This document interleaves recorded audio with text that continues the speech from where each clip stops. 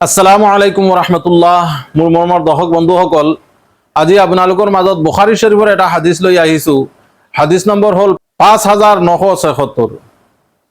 আল্লাহ নবী মুহাম্মদুৰ ৰাসূলুল্লাহ সাল্লাল্লাহু আলাইহি ওয়াসাল্লামে ইৰশাদ কৰিছে যে মই তোমালোকক ডাঙৰ গুনাহ, ডাঙৰ কবিৰা গুনাহৰ বিষয়ে নকওঁ নেকি? সাহাবা ৰাদিয়াল্লাহু তাআলা আনহুমে ক'লে, ইয়া ৰাসূলুল্লাহ, নিশ্চয় কওক, ডাঙৰ গুনাহ কবিৰা কোন কোন গুনাহ হয়, কি কি গুনাহ হয়?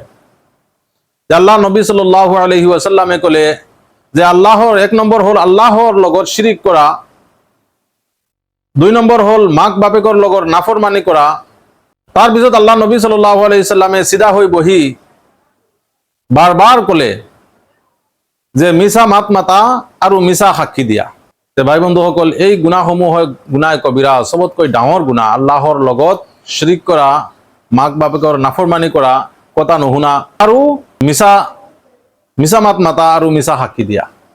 যে আল্লাহ তাবাৰক ওয়া তাআলা আমাক সবক এই গুনাহসমূহৰ পৰা বাচাৰ তৌফিক দিয়ক, নেক কাম কৰাৰ তৌফিক দিয়ক। আল্লাহ তাআলা এই হাদিসের উপৰত আমাক আমল কৰাৰ তৌফিক দিয়ক। আমিন।